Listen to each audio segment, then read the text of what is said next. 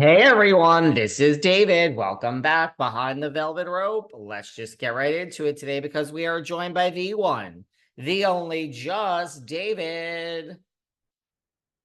Just David. A couple of things before we start. Sometimes I'm really prepared when I sit down and talk with you guys, and then I have other times where I'm just not prepared, and somehow those are like the best shows. And lately, I've been doing these interviews. Two of them in particular, I don't even need to get into which ones because that's like insulting to the people, but two of them I thought, man, this isn't good. Like, it's not that it was bad, but I just didn't think it was great. And you guys seem to love both of these interviews. So sometimes I think the less prepared I am and the more I just shoot off the cuff, everyone seems to like him. But it's just David here today. And lots of you seem to love Just David. Lots of people like when Rachel Yucatel is here. Should we have Rachel back? I have not heard from her all morning, so I don't expect any not strange. I don't expect any call-ins like we've been having. She's crazy timing that she just knows when we're on the air. But we'll see. Who knows? And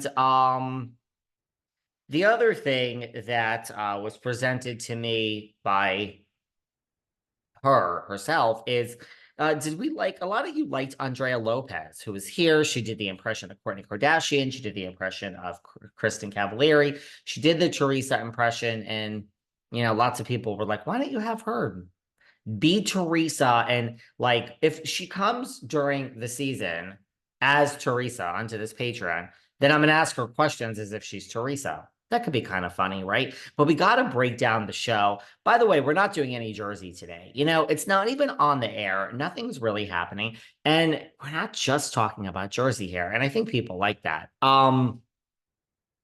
But should we have Andrea Lopez on the Patreon during this season to help us kind of recap? We're going to recap Jersey when it's on because these people get me wound up, but I'm very, very, very relaxed today. Um,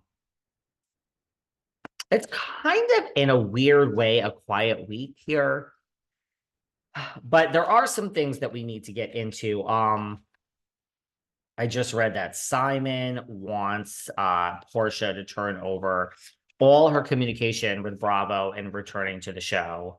I don't really see what that has to do with their divorce, but like her return and what they've been talking about. And I guess he just wants, well, I mean, I guess now I see it. He's going to be part of the storyline and wants to kind of probably stop that. I don't blame him. I don't want to be talked about on the Real Housewives of Atlanta. Do you?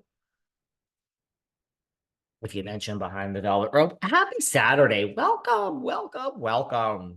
Happy Sunday to all of you listening to this a day later. Man, for everyone on YouTube who's watching our mini clips, you only get mini clips. You only get the full show here on Patreon. And I'm looking really puffy today. Where do you guys want to start? I got some things to say about the Valley for everyone who's watching the Valley, but I think a lot of you are, which is crazy. I think we're now watching that. God, they should be thrilled that they have Jax and Kristen on there because none of you would be watching this damn show otherwise. So before we get into all of that stuff,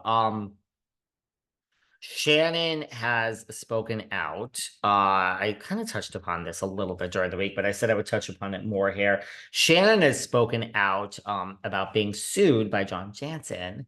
And she is basically, we haven't really learned anything new. I mean, he lent her $30,000, then he lent her $45,000 for two facelifts. I made the comment like, you make like $750,000 a year, which I'm pulling out of my ass, but just doing the math and knowing what other housewives have confirmed to me that they make, I'm just saying it's around there, maybe six, maybe eight. She's been on the show forever. If you make 750, 10% of your salary, you can't afford for a facelift. I mean, we all treat ourselves, right? So I don't really understand that, but she explained it that it's just what I was saying before. Well, first of all, she said, the mental anguish, she's already been sued. She was sued by Jim Bellino, and she understands the mental anguish with being in a lawsuit, and she just didn't want to go there. And so she agreed to pay him. And all she wanted him to do was sign a non-disparagement agreement. And I shouldn't say all as if I'm taking her side, because I'm taking no one's side. And her lawyer, and he wouldn't sign it, probably because he wants to be on the show and wants to be in the press and wants to say whatever he wants. I see both sides, and her lawyer's like, wait, it's almost like, if you think about it, extortion. Like, and well, granted, if you owe the person money, it's not extortion, but this person wants $75,000 and they want to be able to say anything they want about you. And she's just like, I'll give you the money, but you're not going to talk bad about me. Like, you can't have it both ways. And when he wouldn't agree to that, her lawyer was like, I can't let you sign this. So that's where we are with Shannon.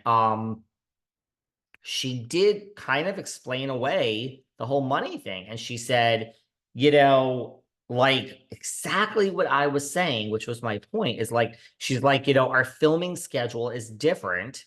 And the chunks of money that are basically put in, she said it much more less direct, but she said we're on a different payment system and the show is stretched out. That's exactly what I was saying. So even if you're not fired from these shows, all of these women and I specifically wanted to save this conversation for Patreon, all of these women that we are used to seeing, with the exception of Beverly Hills, which is the show where basically at least half of them don't necessarily need the money, but all of these shows where people need the money, you're used to getting it twice a year. It's like, other than Salt Lake and Beverly Hills, nothing is picked up and started filming right away. I mean, we're filming the OC now, but that was a long break for the OC. I mean, Atlanta is having a huge break.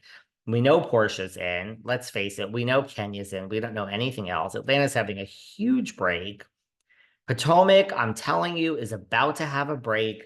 Candace is not coming back, and that's all that we know. I want to say it again. Robin Dixon has not been let go yet. Nobody gets fired before the reunion. So what? I can't get upset. I can't fight everyone's battles. But when I see things like that and you guys run with it, it upsets me, because I don't want you to be fed fake information. Now, do I think that Robin Dixon is not coming back to Real Housewives of Potomac? I truly do. I think it is over for Robin. I mean, is that happened? No, nobody has ever in the history of Housewives for 20 years gotten fired before the reunion. They don't make casting decisions, which again is why I think it's so smart that Candace resigned. Yeah, would she have been like, oh, I don't know, I don't really care, but I think it's smart that she announced it before the reunion. I really do. Power move, Candace. Candace knows what she's doing. She's not a dumb woman. So Robin is, but like, I mean, Potomac is a